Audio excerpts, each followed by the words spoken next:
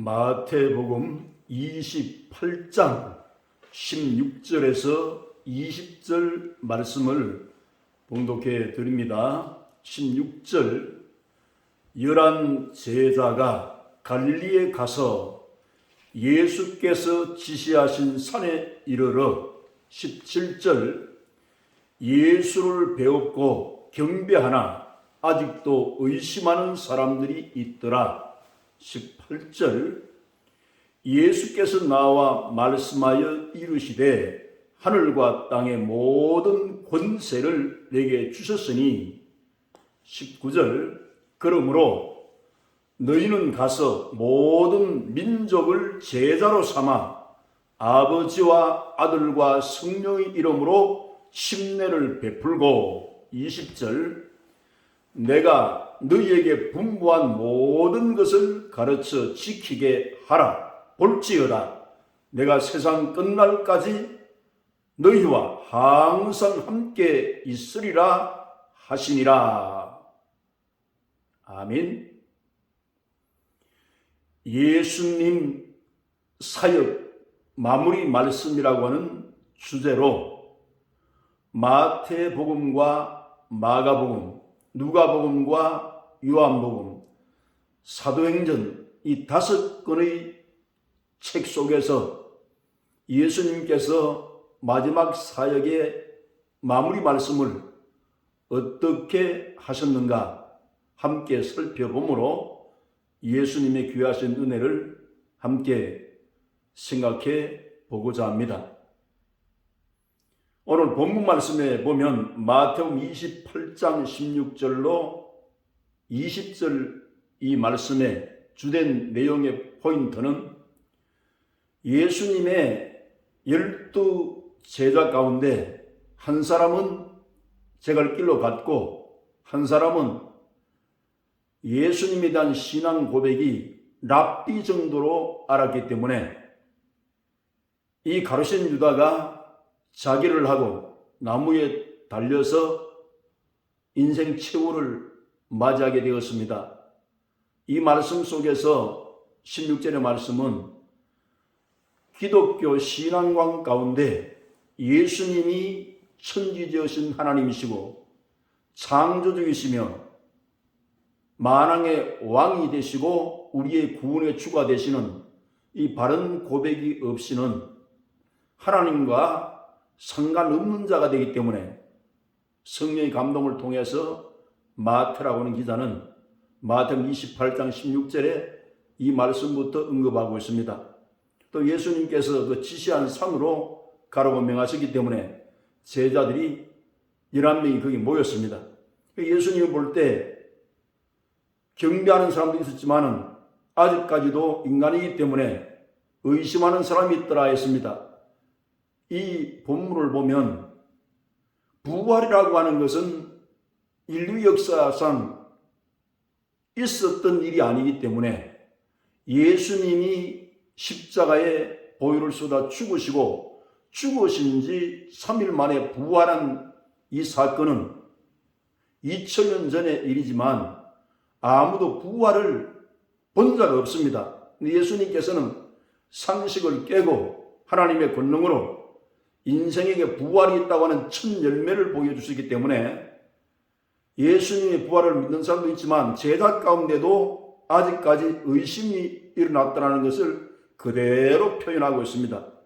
28장 18절에도 예수님이 십자가 지고 부활하시고 하나님 아버지께로부터 하늘과 땅의 모든 권세를 예수님께 위임한 사실을 말씀하고 있어요.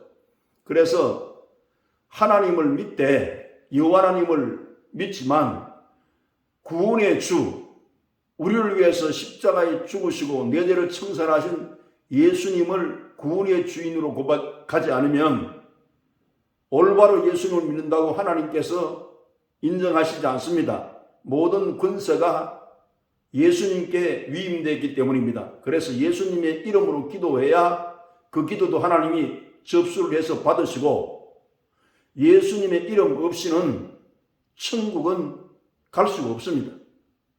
그래서 이 말씀이 아주 권위 있게 기록이 되어 있습니다. 19절에 보면 너희들은 모든 민족을 제자로 삼아 이렇게 말씀했는데, 예수님의 이 제자들은 3년 반 동안 예수님과 함께 생활을 했습니다. 그래서 예수님이 하시는 일을 본받아서 그 생활을 알고 있었어요. 그래서 예수님께서 이 제자들에게 예수님을 따른 제자들 자신이 확실한 제자가 되고, 확실한 제자가 된 사람들이 모든 민족에게 나아가서 제자 삼으라고 하는 왕이 되신 예수님의 명령이 여기에 주어지고 있습니다.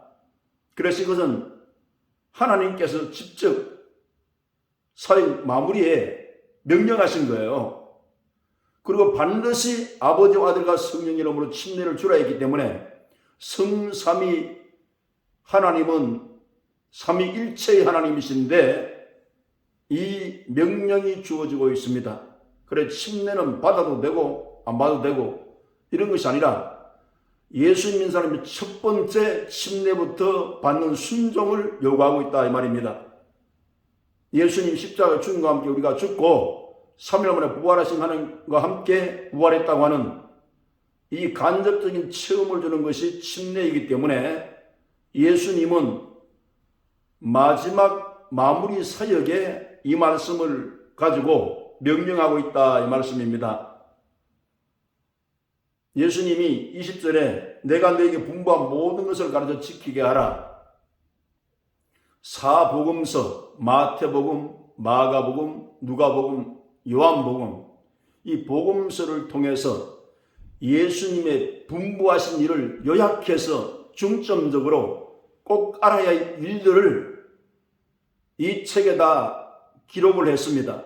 그래서 이 책을 보면 예수님의 생애를 알 수가 있고 제자들에게는 예수님의 삶, 그 생애를 나누어 주어서 하나님 앞에 서서 영원한 세계를 우리가 살아가야 되기 때문에 우리 제자들을 통해서 예수님의 하시는 그 일을 재현할 수 있도록 하나님께서 이렇게 제자 삼으라고 말씀을 하고 계십니다. 모든 민족을 제자로 삼으라 그랬어요. 우린 예배자로 머물 것이 아니라 목표가 나는 예수님의 제자라고 하는 신앙의식을 가지고 예수님을 닮기 위해서는 성령의 감동과 그 도우심을 입어서 예수님의 생애를 본받는 삶을 살아라고 예수님께서 직접 사회 끝 마무리에 말씀하고 있는 대단히 중요한 말씀입니다. 여기 예수님께서 분부하신 말씀은 왕이 되신 예수님이 명령하고 지시할 때 분부라는 말씀을 쓰지 않습니까? 그래서 이 말씀은 꼭 기억을 하라는 것입니다. 예수님 생애는 말씀으로 가르친 것이 있습니다. 산상수훈도 말씀으로 가르치시고 예수님이 행동으로 그 말씀을 실천하는 것을 생애 속에서 볼 수가 있는 거예요. 그리고 생애의 행동으로 말씀 육신에 오신 예수님은 삶으로 본보기가 되어서 그렇게 앞서서 모범을 보여주신 겁니다. 그러면 고린도전서 2장 16절에 보면 바울이 예수님 말씀을 가르치려고 하면 예수님 마음을 알아야 되는데 이렇게 표현했습니다. 누가 주의 마음을 알아서 주를 가르치겠느냐? 그러나 우리가 그리스도의 마음을 가졌느니라. 예수님을 구주로 믿고 성령을 모시고 예수님이 내 안에 거하고 계신 분들은 주 예수님의 마음을 알 수 있게 되어집니다. 고린도전서 2장 10절에 보면 성령은 하나님의 깊은 모든 것을 통달하게 하시느니라 했습니다.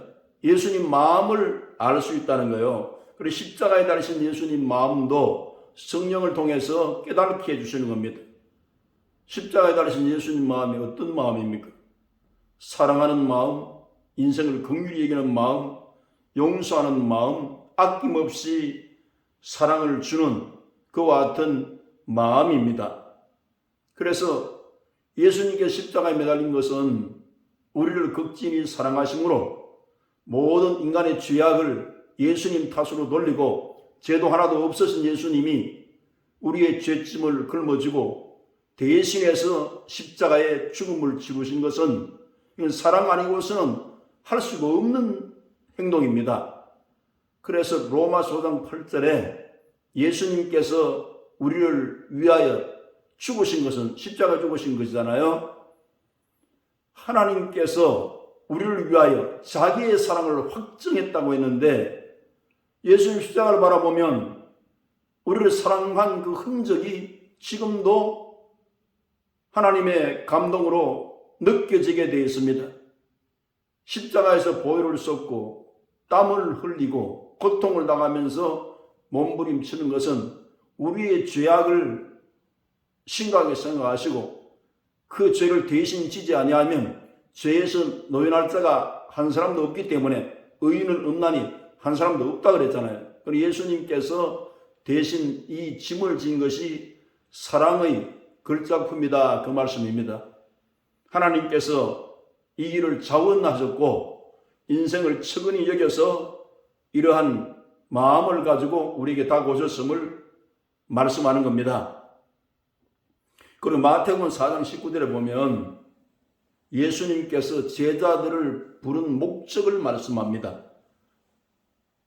말씀하시되 나를 따라오라 내가 너희를 사람을 낚는 어부가 되게 하리라 하시니 인생은 한번 왔다가 가는 것은 이건 정한 것이기 때문에 태어난 사람이 죽지 않을 사람은 없습니다. 근데 이게 삶의 큰 목적을 예수님은 베드로 안드레에게 부를 때 심어줍니다. 너는 사람 낚는 어부가 되라. 이 세상에는 죄악의 세상이기 때문에 모두가 죄를 지어서 죽음 안에 허덕이고 있습니다. 그래서 예수님이 구원자로 나타나셔서 죄를 청산하고 믿는 자에게 구원을 주신 것이기 때문에 하나님의 일을 하는 것은 다른 것이 아니라 예수님 자신을 믿는 것이 하나님의 일이라고 말씀했어요. 예수님께 다 이루었다는 이 말씀을 우리가 믿고 구원에 이룰 수 있는데, 그래서 삶의 큰 목적이 예수님 앞에서 우리가 사는 것이, 베드로도 사람 낚는 어부가 되라는 것은 사람을 구원으로 인도해서 저 영원한 천국의 세계에서 모두가 하나님과 함께 영원히 살기 위해서 이 일의 목적을 둔 삶을 살으라고 어부를 불러서 사람 낚는 어부가 되라고 이렇게 인생의 목적을 심어 주었습니다. 그리고 나중에 깨달았지만 베드로는 부활의 푯대를 향해서 나갑니다. 바울도 부활의 푯대를 향해서 나갑니다. 그래서 우리가 부활이 없다고 하면 인생을 아무렇게 살 수도 있습니다. 그러나 부활이 있기 때문에 우리의 삶이 최종적으로 평가를 받아야 되고 존귀한 삶이 어떤 것인지를 우리에게 알려주어서 삶의 방향을 확실하게 예수님은 제시하고 있습니다. 그래서 부르심의 상을 향해서 삶의 의미를 두고 우리는 나갈 수 있도록 제자된 우리에게 하나님께서는 이렇게 제자의 삶을 살라고 말씀하고 계시는 겁니다. 그럼 풍부한 모든 것이 사복음서에 있는데 산상수훈도 예수님이 가르치신 바고 주기도문도 예수님께서 이렇게 기도하라고 가르치셨고 풍부하신 것이 굉장히 많습니다.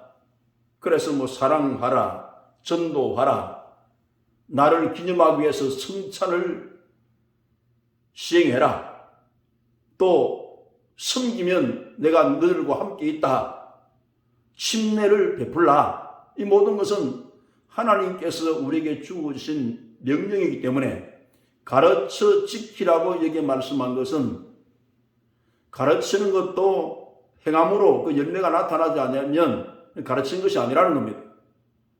그래서 예수님이 이 말씀을 강조하면서 예수님의 제자의 삶을 사는 것을 마지막 예수님의 사역의 마무리 말씀으로 마태복음의 왕 되신 예수님이 이렇게 명령하는 것을 우리가 살펴볼 수 있다, 이 말씀입니다. 두 번째는 마가복음 16장 14절로 20절 말씀에 종으로 오신 예수님이 마지막 사역의 마무리 말씀을 어떻게 하셨는지 살펴보겠습니다. 제가 한번 읽어 드릴게요. 14절에서 20절, 마가복음 16장입니다. 14절, 이후에 11 제자가 음식을 먹을 때에 예수께서 그들에게 나타나사 그들의 믿음 없는 것과 마음이 완악한 것을 꾸짖으시니 이는 자기가 살아난 것을 본 자들의 말을 믿지 아니함일러라. 15절에 또 이르시되 너희는 온 천하에 다니며 만민에게 복음을 전파하라. 16절, 믿고 침례를 받는 사람은 구원을 얻을 것이요 믿지 않는 사람은 정죄를 받으리라. 17절, 믿는 자들에게는 이런 표적이 따르리니 곧 그들이 내 이름으로 귀신을 쫓아내며 새 방언을 말하며 18절, 뱀을 집어 올리며 무슨 독을 마실지라도 해를 받지 아니하며 병든 사람에게 손을 얹은 적 나으리라 하시더라. 19절에 주 예수께서 말씀을 마치신 후에 하늘로 올려지사 하나님 우편에 앉으시니라. 20절, 제자리에 나가 두루 전파할세 주께서 함께 역사하사 그 따르는 표적으로 말씀을 확실히 증언하시니라. 마가는 마지막 예수님 사역의 마무리 말씀을 이렇게 또렷하게 기록을 했습니다. 마가 10년 14절에도 보면 제자들이 마음이 완악해지고 믿음 없는 것을 하나님께서 꾸짖으시면서 예수님 다시 살아나는 것을 본 자들이 말을 믿지 않는 것에 대해서 이런 표현을 했습니다. 부활이라고 하는 것은 눈으로 똑똑히 확인을 하고 이렇게 확실해야 하는데 아무도 부활하는 사람이 없었기 때문에 제자들도 인간인지라 이렇게 살아나는 것을 본 자들의 말을 믿지 않았다고 예수님 말씀하신 겁니다. 이런 상황에서 15절에 보면 너희는 온 천하에 다니며 만민에게 복음을 전파하라는 거예요. 우리 인류는 아담과 하와가 할아버지 할머님이 되시는 그런 분들입니다. 만민에게 복음을 전파하라는 것은 이 지구상에 우리 개인과 가정과 교회와 국가와 세계 모든 민족에게 이 복음이 필요하다는 것을 말씀해요. 다 죄 아래 놓여 있기 때문에 예수님 복음 없이는 죄사함도 영생도 부활도 천국도 소유할 수 없기 때문에 이건 은혜로 되어지는 일이기 때문에 복음을 전파해야 된다는 것입니다. 그래서 죄사함의 복음을 전할 때 죄 용서의 길을 알고 죄사함을 받아 자유할 수 있다는 거예요. 그럼 믿고 침례를 받으면 구원을 받을 것이고 구원은 오직 예수 믿음으로 옵니다. 그런데 침례를 받는 것은 명령이고 그렇지 않으면 정죄를 받는다는 것은 예수 믿지 않으면 죄가 그대로 있기 때문에 정죄되어 있습니다. 일본 와서 사람을 정죄하기 때문에 한 사람도 죄 없는 사람이 없다는 것을 말씀했기 때문에 모든 사람이 죄를 범하였음에 하나님의 영광이 이루지 못하더니 그리스도 안에 있는 속량으로 말미암아 값없이 의롭다함을 얻었다고 로마서에도 말씀한 대로 예수님이 죄를 용서해 주지 아니하면 죄가 그대로 있다는 겁니다.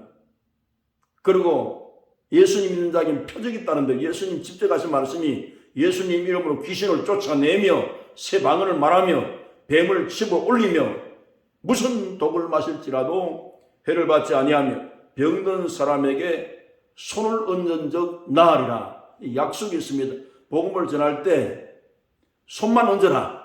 낫게 하는 분은 예수님이시다. 이 말씀을 강조합니다. 그러니까 이 실로의 역사가 일어나므로 말씀을 전할 때 그 따르는 표적으로 말씀이 확실하게 정언됐다는 겁니다.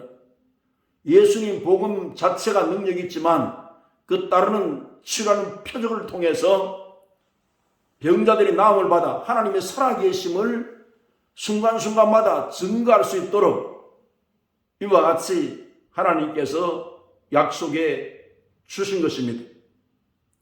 여기 마가복음에서 강조되어지는 것은 예수님은 우리에게 가장 높은 가치관을 심어주셨습니다. 예수님은 경배의 대상이요, 예배의 대상이요, 홀로 영광받으실 창조주요, 우리의 구원주이기 때문에 이것은 가장 높은 가치관입니다. 또 영원히 살아야 할 사랑의 대상이 예수님이라는 겁니다. 우리 하나님을 떠나 살았기 때문에 영원세계는 하나님과 함께 사는데 사랑하면서 영원히 살게 된다는 겁니다. 이 희망의 메시지입니다. 그래서 예수님 믿으면 성공관, 승리관이 이렇게 높은 가치로 예수님께 심어주셨어요. 예수님의 승리, 우리의 승리, 예수님의 성공, 우리의 성공이라는 것은 예수님 탄생, 나의 탄생, 예수님 죽음, 나의 죽음, 예수님 부활, 나의 부활, 예수님 성천, 나의 성천, 예수님 천국, 나의 천국, 예수님 재림, 나의 재림. 이것이 떨어지는 어떤 사건이 아니라 예수님과 일체가 되어서 운명과 팔자가 예수님과 똑같이 된 운명 속에 들어왔다 이 말이면 예수님 믿습니다는 그 뜻이, 그러니까 예수님 믿으면 한 사람도 실패자가 없다는 거예요. 모두가 승리자요, 성공자라고 예수님의 복음은 이것을 가르치고 있다 이 말씀입니다. 그 얼마나 높은 가치를 심어 주셨습니까? 그리고 여기에 보면 복음을 전파하는 것은 소리로 전파하는 거예요. 이거는 남을 구제하고 봉사하고 남을 돕는 이런 의미를 초월해서 바로 복음 소리가 우리 인생의 모든 목적과 방향과 운명을 바꾸어주는 역할을 한다는 거예요. 예수님의 보혈의 복음을 확실히 전하면 다 용서를 받아 정죄의식이 떠나가고 죄에 대한 심판이 떠나가고 의로움을 얻고 기쁨을 얻고 소망을 얻고 하나님의 의에 도달할 수 있는 이 놀라운 이런 복음 메시지를 전파, 소리를 증거를 해야 된다는 거예요. 중생의 복음, 거듭남의 복음도 선포해 줘야만이 예수님을 나의 구주를 믿고 우리가 예수님 만왕의 왕을 우리 마음속에 모시면 죄의 노예에서 방랑자에서 예수님 아들의 신분을 갖고 영원한 천국의 기업의 후사가 되는 이런 일들이 복음 전파하지 않고는 듣고 믿음을 가질 수 없기 때문에 이런 일이 일어나지 않는다는 겁니다. 그래서 복음 전도가 이렇게 중요하다는 거예요. 그래서 복음의 수레로서 쓰여지는 그 일이 어떤 일보다 가치 있고 중요하다는 사실을 우리 목회자들은 다 알고 있습니다. 그래서 이러한 복음을 부끄러워하지 않고 복음은 모든 믿는 자에게 구원을 주시는 하나님의 능력이 됨이라고 바울은 이렇게 외치면서 복음을 증거하는 수리로서 쓰이다가 하나님 나라로 가시게 된 겁니다. 그리고 마가복음 3장 14절 이 말씀을 보면 12 제자를 부르실 때 어떤 목적에 대한 걸 분명히 말씀했어요. 14절 이에 12를 세우셨으니 이는 자기와 함께 있게 하시고 또 보내사 전도도 하며 15절에 귀신을 내쫓는 권능도 가지게 하려 하심이로라. 이건 예수님 만왕의 왕이 직접 말씀하신 내용입니다. 복음 전도가 그렇게 중요하고 함께 거한다는 것은 3년 반 동안 예수님의 제자들은 예수님의 하시는 일을 다 목격도 하고 그 하는 일들을 체험도 하고 함께 의식주 거주하면서 다니는 그러한 제자였기 때문에 예수님의 증거가 될 수 있는 정의 분명히 될 수 있지요. 보고 체험하고 깨닫고 함께 있었기 때문에 실제로 첫 번째 예수님이 증인될 사람들은 예수님의 이 11제자입니다. 그래서 마가복음에는 이와 같은 내용을 우리에게 알려주고 있다 이 말씀입니다. 세 번째는 누가복음 24장 36절에서 53절 말씀인데, 이 누가는 인자 예수님, 사람으로 오신 예수님에 대해서 증거하고 있습니다. 하나님이 인간되어 오셨다는 겁니다. 그래서 이 내용을 한번 읽어드리겠습니다. 누가복음 24장 36절이에요. 이 말을 할 때에 예수께서 친히 그들 가운데 서서 이르시되 너희에게 평강이 있을지어다 하시니, 37절, 그들이 놀라고 무서워하여 그 보는 것을 영으로 생각하는지라.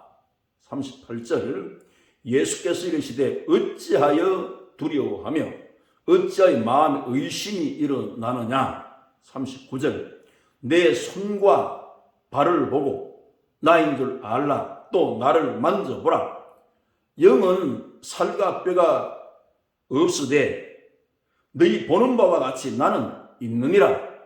40절, 이 말씀을 하시고 손과 발을 보이시나. 41절에 그들이 너무 기쁨으로 아직도 믿지 못하고 놀랍게 여길 때에 이르시되 여기 무슨 먹을 것이 있느냐 하시니. 42절에 이에 구운 생선 한 토방을 드리니.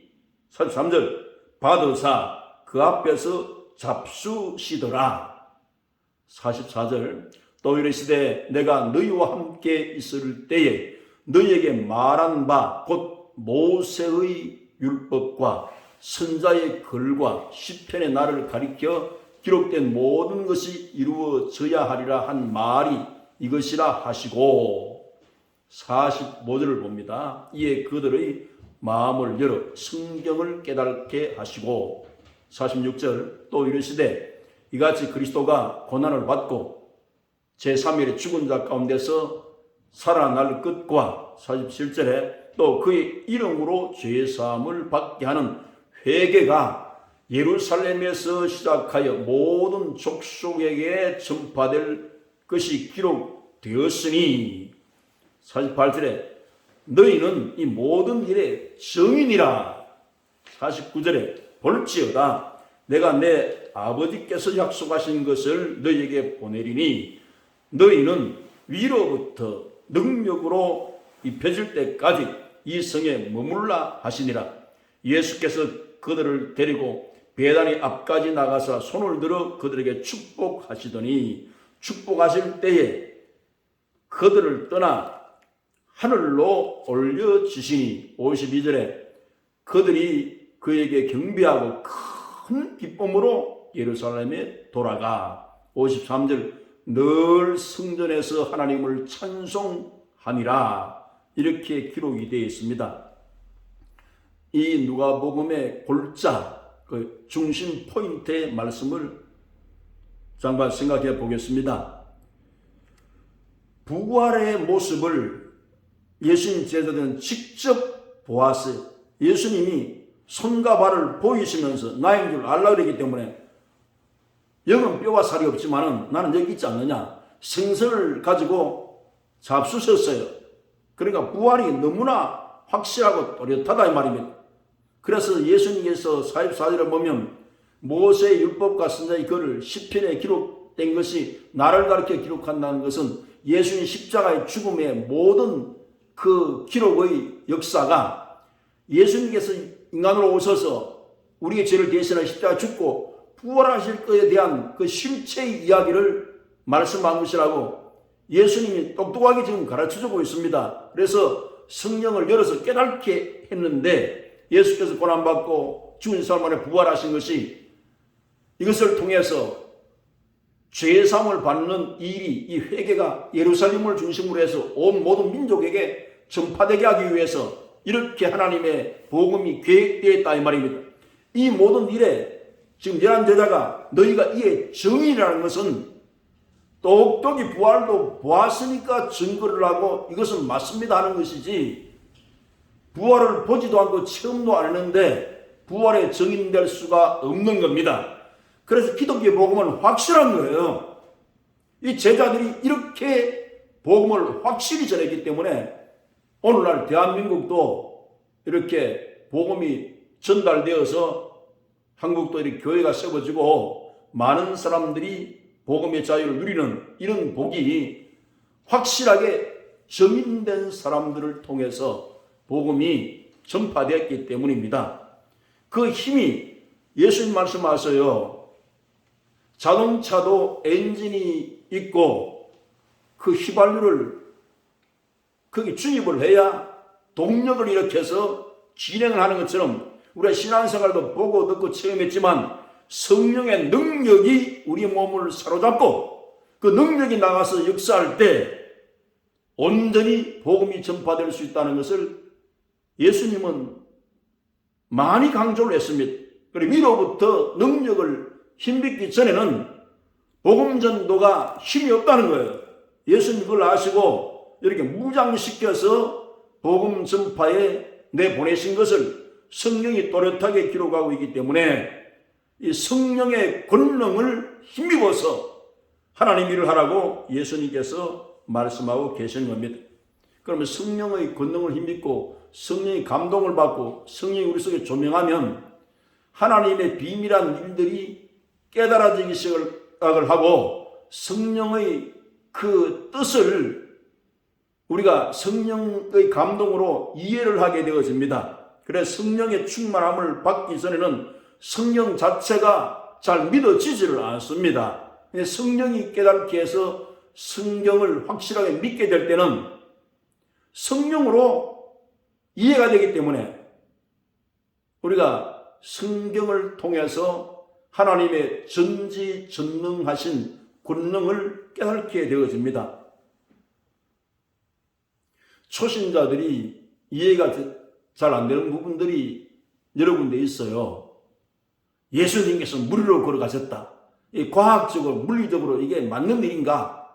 그래서 이렇게 사람들을 만나보면 난 성령을 반은 믿고 반은 안 믿습니다, 이런 분들도 계시더라고요. 그럼 반은 믿고 반은 안 믿는 것은 무엇입니까? 이렇게 질문을 드려보면 예수님 믿고 구원받고 부활하고 천국 가는 것은 제가 믿습니다. 그런데 예수님이 무리로 걸어가는 것은 이해가 안 되기 때문에 이건 믿기가 힘들다는 거예요. 오병이의 기적도 그렇고, 이 말씀을 조금 성령을 통해서 이해해 보기를 원합니다. 예수님은 창조주라 그러셨잖아요. 그럼 천지와 만물과 이 세상을 지으신 하나님이신데 그 하나님이 영이요 말씀이기 때문에 육신의 눈으로는 볼 수가 없지만 예수님은 아버지와 아들과 성령님 삼위일체의 하나님이신데 육체를 입고 이 땅에 오신 것은 채찍맞을 육체, 대못이 박힐 육체, 십자가 달린 육체가 있어야 우리를 대속하기 때문에 인간으로 오셨는데, 인간으로 오신 예수님이 창조주 근본 본체의 하나님이시라는 겁니다. 그러면 이 지구촌을 어떤 분이 창조하셨습니까? 예수님이 창조하셨잖아요.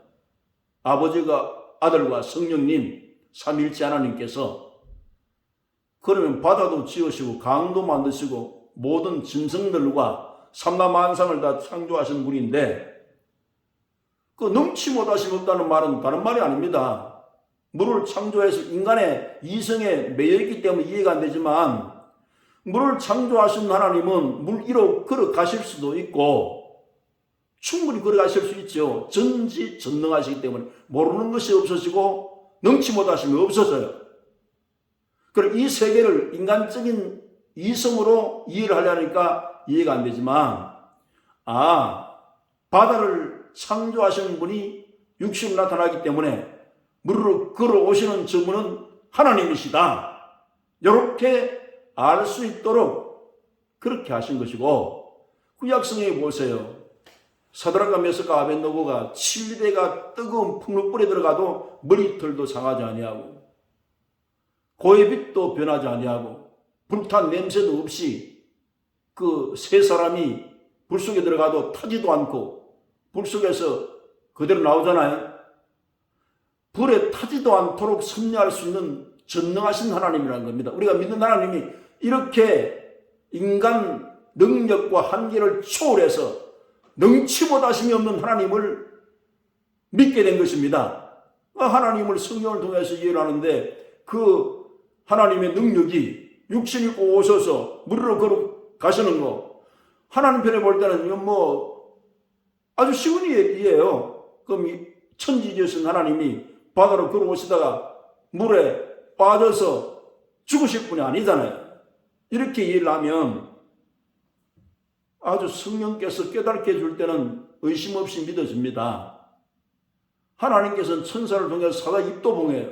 다니엘을 사자굴 속에 던졌지만 기도하는 다니엘의 기도를 들으시고 천사를 보내서 사자 입을 봉했다 그랬잖아요.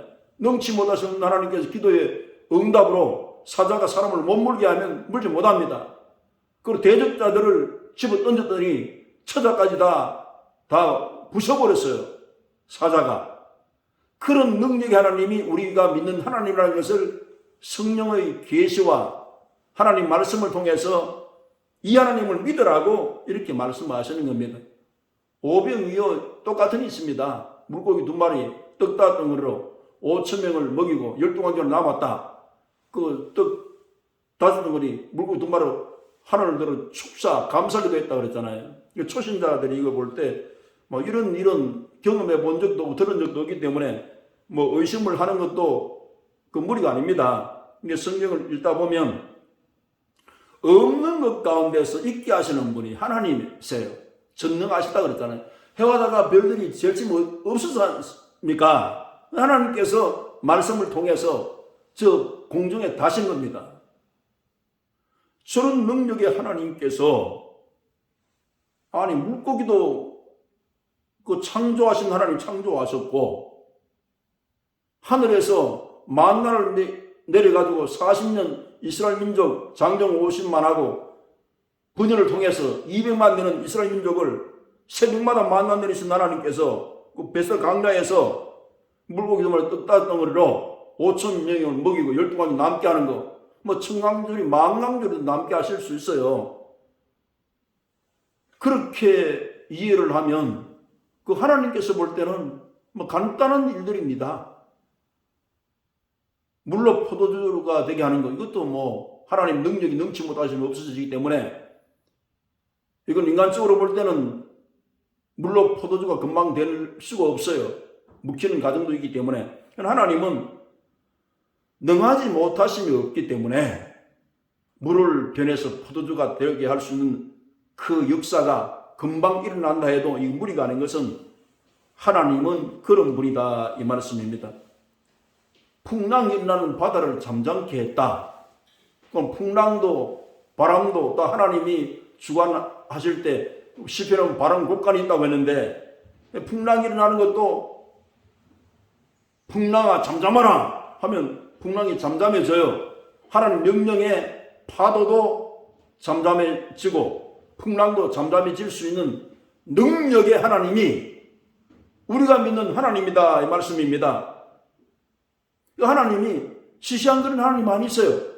권능이 충만하시고 죽은 자를 살리실 수 있는 하나님이시기 때문에 2000년 전에 이미 숨이 떨어져서 땅속에 들어가서 썩은 육체랄지라도 말씀이 육신되어 오신 신명한 몸으로 부활로 살려낼 수 있는 권능의 하나님이 대한민국 여기 교회를 세워놓고 하나님을 섬기는 하나님 백성들의 하나님이 이런 권능의 하나님이다 이 말입니다. 이 권능의 하나님이 우리나라의 하나님이세요.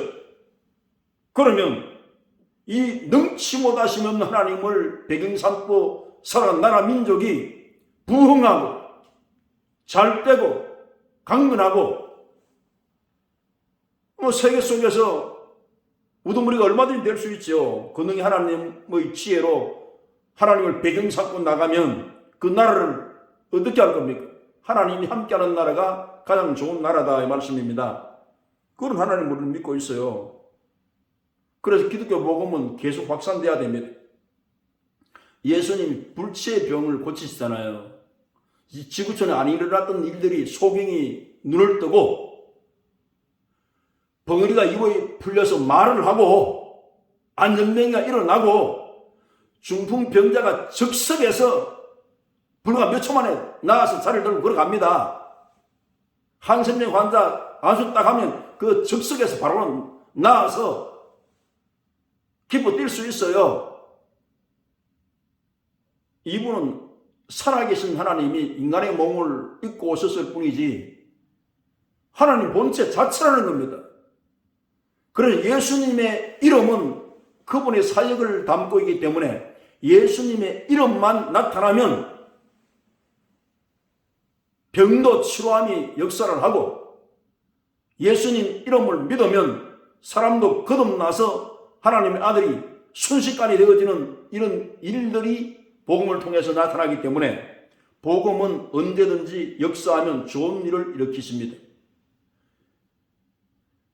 저도 성경을 보면서 조금 이거 부분이 참 힘들게 믿어진 부분이 하나 있는데 제가 소개를 하겠어요.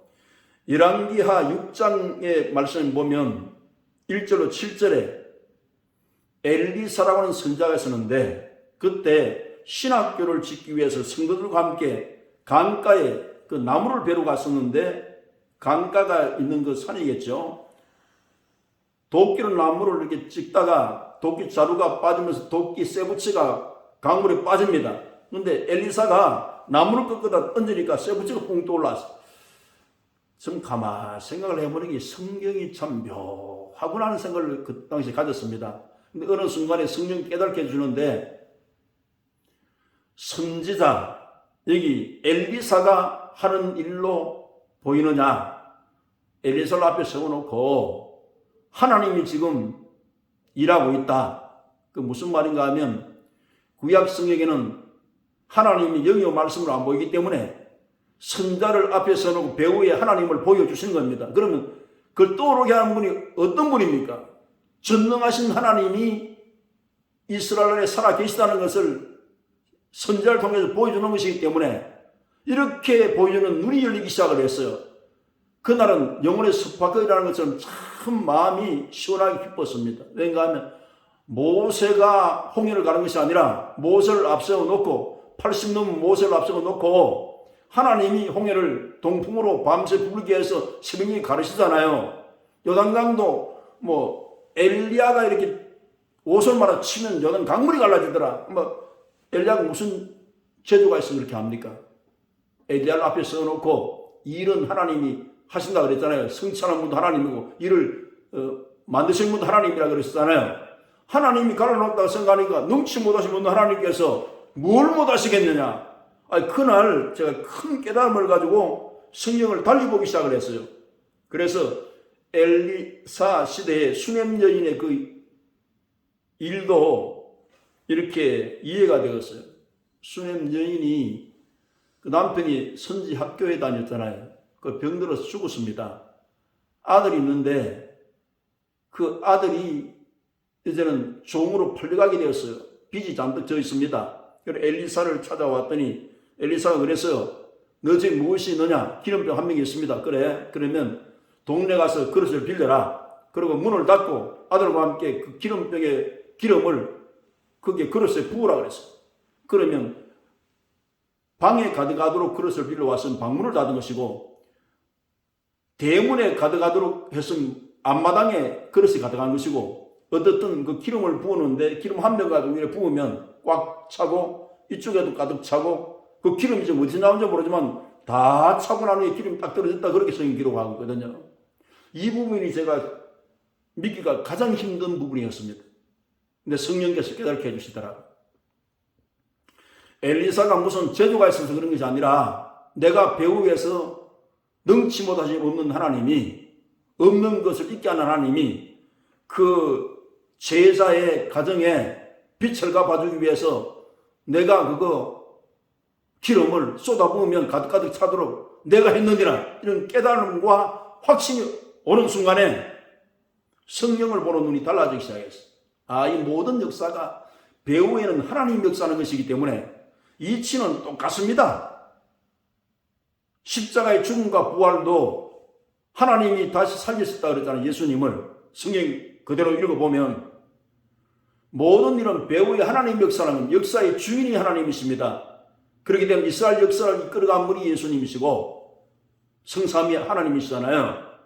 그래서 성경을 이렇게 믿어지는 것은, 성령을 받으라는 것은 하나님과 이해 코드나 대화 코드가 맞으려면 성령이 깊은 것으로 통달해 주시는 그 성령이 우리 속에 오셔서 깨닫게 하지 않으면 인간적으로 아무리 이해를 하려고 해도 성령이 풀려지질 않습니다. 봐도 재미가 없습니다. 영적으로. 그러나 성령의 감동으로 보면 성령이 참 영적으로 재미있어요. 하나님을 알아가는 재미가 보통 재미가 아닙니다. 이래서 재미도 없는 일에 사람은 투자하거나 시간을 쓰지 않아요. 그러나 성경 말씀 듣는 것이 기쁘고 감사하고 즐겁고 재미있으면 성령을 가까이 하게 되어 있죠. 그래서 성령을 받으라는 그 말씀을, 그 받으라는 것만 생각하지 말고 받으면 어떤 유익이 있고 어떻게 우리를 예수님을 변호하게 하시는가, 이 진리를 어떻게 증거하게 하시는가, 이 영이 오셔야 됩니다. 아버지와 아들과 성령님은 삼위일체인데 마음과 생각과 뜻과 이 모든 게 똑같습니다. 그러나 하나님 아버지의 사랑을 아들이 알고 아들의 사랑을 성령이 알고 이렇듯이 우리가 육의 사람이기 때문에 성령을 모시지 않으면 하나님과 대화 자체가 안 된다는, 편지도 읽어도 알지도 못하는데 어떻게 대화가 시작되어집니까? 그런 말씀을 이해하면서 성령 받는 일이 이렇게 중요하다, 이것을 여기 누가복음에도 수록하고 있다, 이 말씀입니다. 네 번째, 요한복음의 말씀을 봅니다.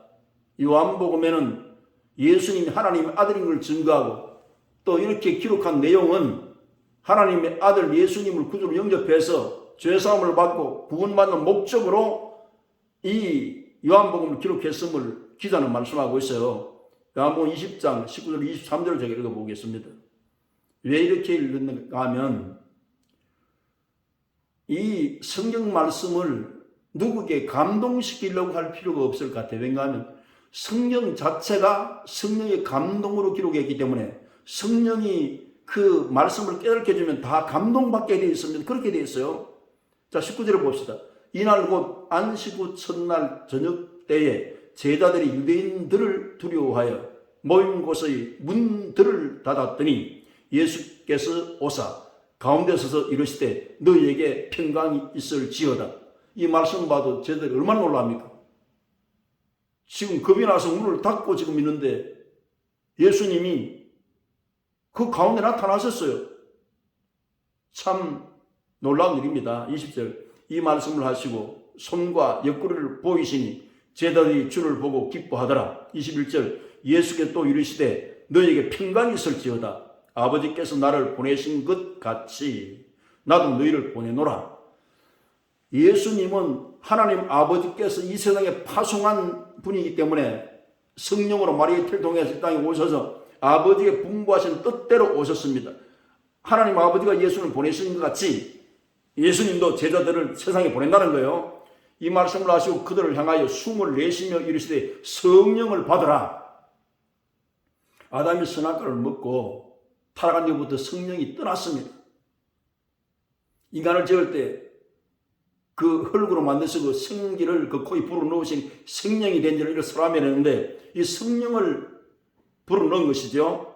그 사람이 죄로 타락했기 때문에 성령이 떠나는데 다시 성령이 임재하게 되어지면 하나님의 형상을 회복하는데 지정의에 하나님의 형상을 회복하려고 하면 성령을 모셔야 하나님의 형상이 영으로 벌써 회복이 된다는 것을 말씀하고 있다 이 말입니다. 23절에 너희가 누구의 죄든지 사하면 사해질 것이요 누구의 죄든지 그대로 두면 그대로 있으리라 하시니라. 이 말씀은 사람이 사명권을 가졌다는 이야기가 아니라 사명권은 의로운 재판장이신 예수님이 가지고 있습니다. 그분이 어렵다고 선언해 주시고 죄 없다고 말씀해 주시고 심판이 떠났다고 말씀해 주실 때 우리의 죄가 완전히 용서받는 것을 우리가 신앙하고 있는데 예수님의 보혈의 복음이 증거되면 그걸 깨닫게 해주신 분이 성령님이시기 때문에 믿는 자가 죄 용서받는 길을 우리가 깨닫게 된다는 것을 말씀하는 것이고 다 복음을 듣는 자가 죄 용서가 예수님 보혈로 씻고 하나님 용서해 주셨다는 걸 믿으면 일생의 죄가 다 없어져 버립니다. 예수님의 은혜로. 그게 복음이라는 뜻이에요. 그래서 이 요한복음에는 이 말씀을 우리에게 가르쳐주고 계시는 겁니다. 이 요한복음에는 끝부분에 예수님이 사역의 마무리 말씀 가운데 베드로를 향해서 구체적인 사명을 명하시는 부분이 독특합니다. 그래서 요한복음 21장 1절로 25절의 그 말씀을 우리가 보면은 이 베드로가 예수님 십자가 지시기 전에 장담한 말이 있지 않습니까? 나는 죽어도 오게도 예수님과 함께 간다고 했는데 예수님은 닭 울기 전에 네가 나를 3번 부인하리라 하신 그 말씀대로 닭 울기 전에 예수님이 3번 부인을 했습니다. 그때 그 한 사람이 너는 그 당이라 너 말하는 것이 너를 표명한다. 3년 반 동안 따라다녔더니만 예수님의 언어까지 담게 되었다는 것을 볼 수가 있는데 예수님 보시기에 민망할 정도로 자기 자신이 스스로 미울 정도로 낭패와 실망을 당했습니다. 베드로는 제자의 그 모습을 자신을 바라볼 때도 참 비참한 그런 마음을 가지고 있었어요. 그런데 비바랴 바닷가에서 제자 7명과 함께 거기에 정말 고기를 다시 잡으러 갔었는데 새벽쯤 되었을 때 예수님이 찾아오셨어요. 너희에게 고기가 있느냐? 없나이다. 배 오른편에 그물을 내려라. 그럴 때 끌어올렸더니 153마리가 잡혔다는 것은 이건 실제적인 사건인 것을 의미하는 것이고 주시라 하며 베드로가 정신을 차리고 웃옷을 걸쳐입고 물속으로 풍덩 빠집니다. 그리고 예수님께서 숯불을 피워놓고 떡을 옆에 놔두고 생선을 구워서 이 제자들을 먹이기 위해서 조만을 같이 먹자고 하는데 이 광경을 우리가 가만히 보면 제가 깨달은 것은 이것을 많이 깨달았어요. 예수님의 제자에게는 부활이 확실하고 전능하신 하나님의 능력이 변치 아니하고 끝까지 따라가야 할 하나님이시기 때문에 분명한 현장의 사건을 통해 하나님이 이런 분이라는 것을 누구보다 또렷이 알아야 증인될 수가 있습니다. 가만히 생각해 보세요. 지금 153마리 고기를 끌어올리는데 예수는 미리 생선을 구워놨어요. 그 불은 어디서 났습니까?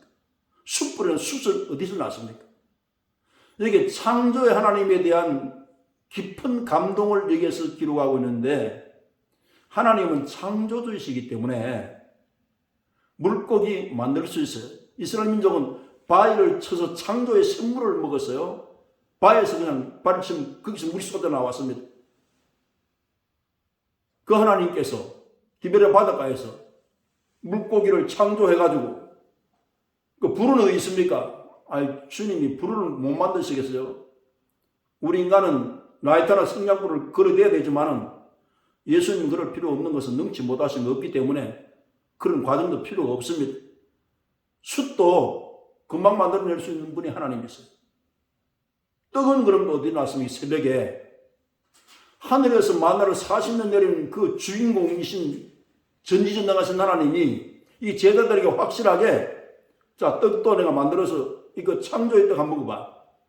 이와 같은 분위기로 지금 조한 대접을 하는데 최고의 대접이죠. 왜냐하면 그 메뉴가 좋아서 그런 것이 아니라 창조의 물고기, 창조의 떡, 실제로 숯불이 피어나는 걸 보고 야, 3년 반 동안 따랐던 그 하나님에 대한 실망이 다시 한번 이게 회복이 되면 치유가 되기 시작합니다.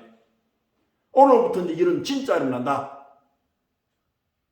그런 생각을 식사할 때는 말씀도 안 하셨어요. 창조의 그 물고기를 먹은 제자가 베드로를 7 제자가 거기에서 그 생선 먹었습니다. 도마는 함께 참여를 안 했기 때문에 그 생선 못 먹었어요. 성경이 이걸 밝혀놓고 있지 않습니까? 아무 말씀도 안 하시고 식사만 이렇게 하셨는데 그 기억이 서로 얼굴빛만 보면서 눈빛 보면서 식사만 합니다. 다 드시고 나서 요한의 아들 시몬아 네가 나를 사랑하느냐? 베드로가 뭐라 그랬어요? 내가 주를 사랑하는 줄을 주께서 아시나이다. 내 어린 양은 먹이라 그랬어요. 알기 쉽게 말씀드리면 오늘 예수님 구주 영접하고 오늘 초신자가 돼가지고 교회 처음 나왔어요. 그럼 예수님 대해서 백지입니다. 가르쳐야 할 것이 한두 가지가 아니에요. 제자 양성에서 일꾼 만들기까지 수많은 여러 가지 희생이 필요합니다. 그래서 바울은 사람 한 사람을 신앙을 내는 것을 해산을 수고한다고 표현한 것도 이런 뜻이거든요. 그래서 그 초신자에게 맞는 영양분 말씀을 어린아이가 젖을 먹듯이 그 산모가 아이를 안고 젖을 먹이듯이 이렇게 신앙으로 길러야 되겠는데 내 양을 먹이라 해서 이게 좀 충격적인 말씀이죠. 예수님이 양을 볼 때 예수님 양이라 그런 것 아닙니까? 우리는 맡겨준 양을 사실 먹이는 것이고 어린 양을 먹이라. 그래서 신앙 성장하는데 양육하는데 힘을 쓰라 이것입니다. 이게 베드로에게 준 구체적인 사명이에요. 그런데 양을 치라 그랬잖아요. 이 하나님 말씀은 가이드라인을 확실히 전해주는 것이 좋은 목회라는 것을 예수님이 가르치고 있습니다. 이건 세상 길이야. 이건 육의 길이야. 이 길을 가면 실패할래. 영의 길을 가. 예수님 인도 따라가. 이걸 가르치는 겁니다. 그래서 목자는 예수님이 몸으로 보여줄 때 양을 먹이고 지시하고 인도하고 보호하는 이 목자의 모습을 요한복음 10장에 말씀했는데 이러면서 그냥 양을 기르기만 하지 말고 털도 깎고 또 젖도 짜야 돼. 이건 무슨 의미합니까? 하나님 나라에 유익하도록 주인에게 유익하도록 하늘에 상급이 있도록 우리의 헌신과 우리의 봉사와 우리의 복음 전파의 노력과 땀과 모든 눈물이 하늘나라에 가서 영원히 가품이 될 수 있는 이 가치관을 심으라는 겁니다. 그래 충성하고 헌신하는 것이 얻으로 사라지는 것이 아니라는 거예요.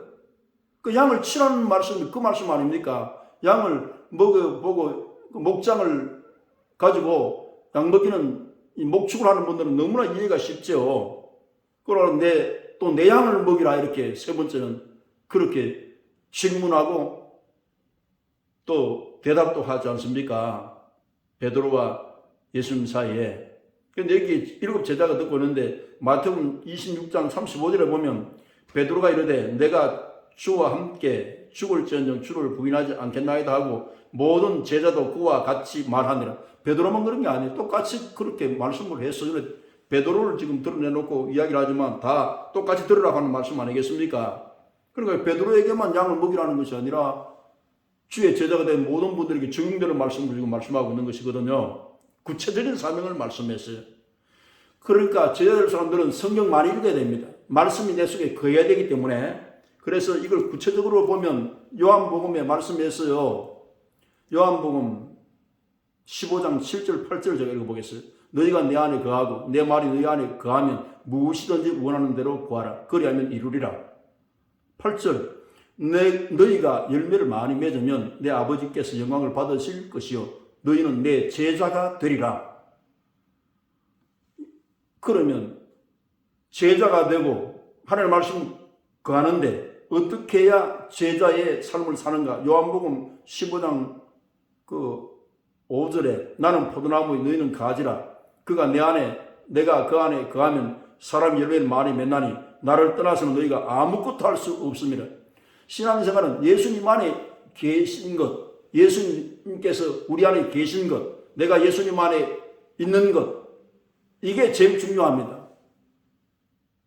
예수님 우리 인생 운명대를 잡고 속에서 성령님이 열매 맺도록 가르쳐 주시고 제자의 삶을 살도록 우리를 인도하실 때 이것이 가능한 것이지 말씀만 가지고 있다고 해서 되는 것이 아니라 성령님이 때를 따라 시를 따라 역사하기 때문에 성령을 근심되게 하지도 말고 성령을 소멸하지도 말고 성령님과 함께 살게 하기 위해서 성령을 이렇게 예수님은 많이 강조하셨어요.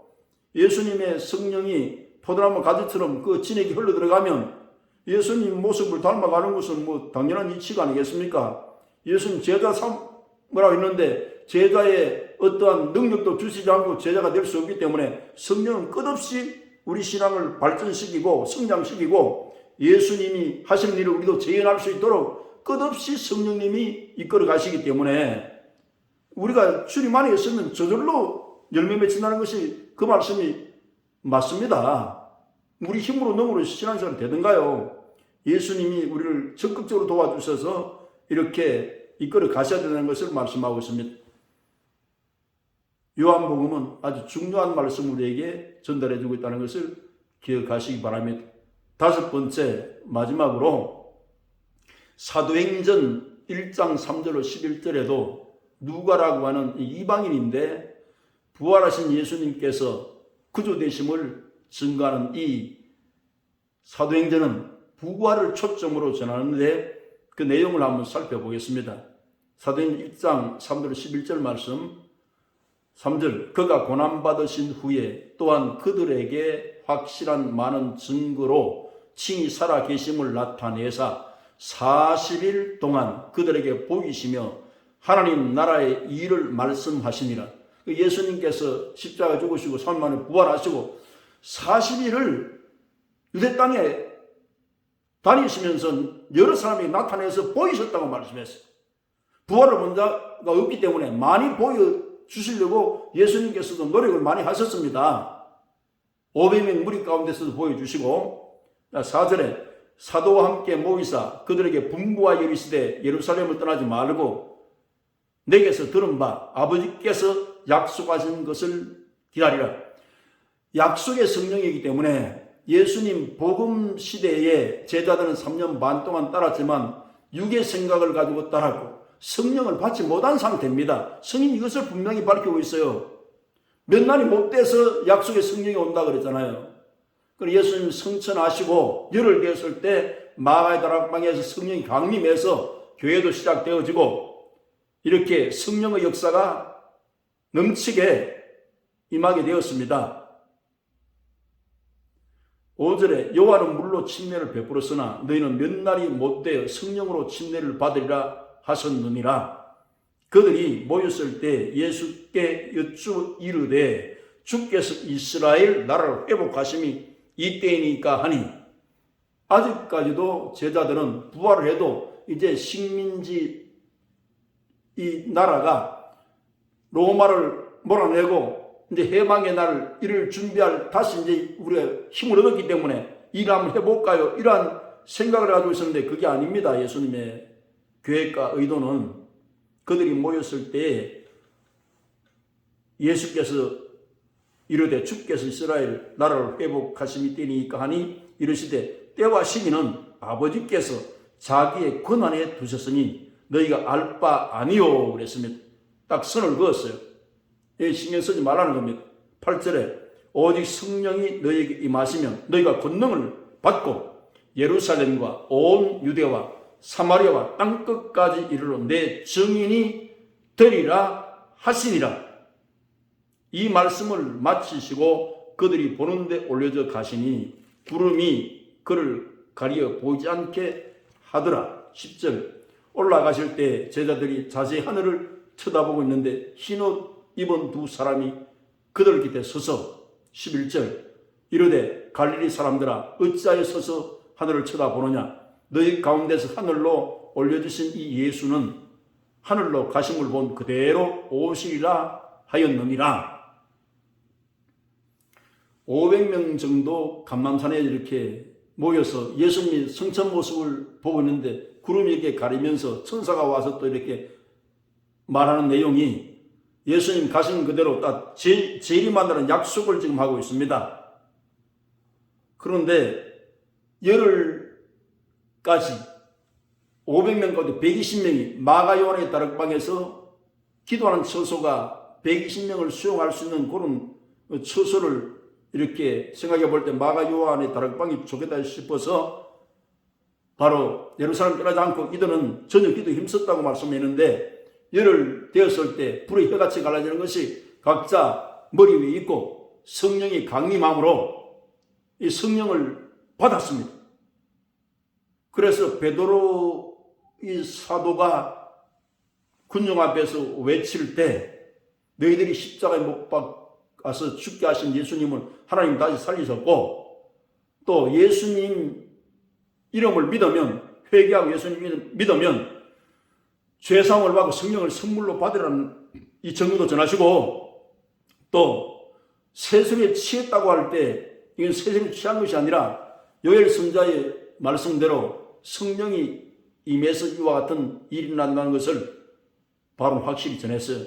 그리고 이 메시지 내용이 예수님의 십자가로 죄 씻음을 받고 부활을 목적했다. 이 일의 증인이라 이렇게 담대히 말씀을 선포할 때 3,000명, 5,000명이 예수님 앞으로 돌아옵니다. 그러니까 이 상황을 우리가 가만히 보면 아브라함과 이삭과 야곱의 하나님을 섬겼던 이스라엘 민족은 실제로 민족 자체가 모태신앙자들입니다. 아버지가 아들에게 신앙 전수를 하고 그래서 성민 때는 이 민족이 여호와 하나님, 모세의 하나님 이랬던 그 여호와 하나님이 육신을 입고 오신 자기 백성을 죄에서 구원할 자라고 하신 예수님이 하나님 나타나기 때문에 이제는 여기서 하나님께서 기준을 바꾸셔요.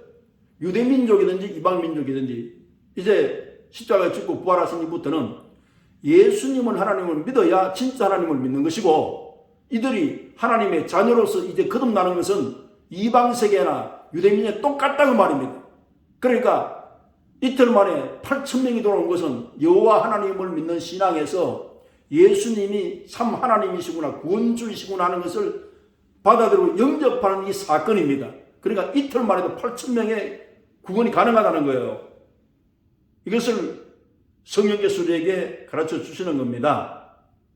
이렇게 전했더니 사도행전 4장 18절 20절에 그들을 불러 경고하며 도무지 예수 이름으로 말하지도 말고 가르치지도 말라 하니 19절에 베드로와 요한이 대답하여 이르되 하나님 앞에서 너희의 말을 듣는 것이 하나님 말씀을 듣는 것보다 옳은가 판단하라. 20절 우리는 보고 들은 것을 말하지 않을 수 없다 하니 이렇게 말씀했어요. 베드로가 담대히 전할 수 있는 것은 만왕의 예수님의 명령을 위로부터 정인되라고 받았기 때문에 이건 하나님의 명령을 우선시해야 된다 그 말을 하고 있습니다. 사람이 전하지 말라고 해서 안 전하는 것이 아니에요. 우리 복음명령이라는 것은 교회를 세우라는 것은 하나님의 명령을 받은 백성들, 개인, 제자들이 하나님의 세우라는 명령을 받고 세우는 거기 때문에 이건 아무도 말릴 수가 없는 거예요. 하나님 명령에 순종하는 것이기 때문에 그래서 음부의 권세가 이기지 못하는 것이 오늘날 우리 교회입니다. 그래서 민족이 잘 되려면 교회를 잘 섬겨야 되고 교회의 머리가 되시고 몸이 되신 그 교회를 사랑하고 하나님을 경외하는 것이 교회의 일에 힘을 쓰는 것은 하나님의 일에 힘을 쓰는 것입니다. 그래서 이 패역한 세대에서 구원을 받으라고 하는 이 담대한 베드로의 증거에 사람들이 마음이 움직였듯이 지금도 담대하게 복음을 전해야 할 이유는 복음은 복을 전파하는 것이기 때문에 모두가 다 재용서 받아야 되고 민족이 다 복을 받아야 되고 예수 믿지 않는 사람은 다 영생이 없기 때문에 영생 받아야 됩니다. 부활의 생명 받아야 됩니다. 천국 가는 길을 모르는 사람 안내를 해드려야 합니다.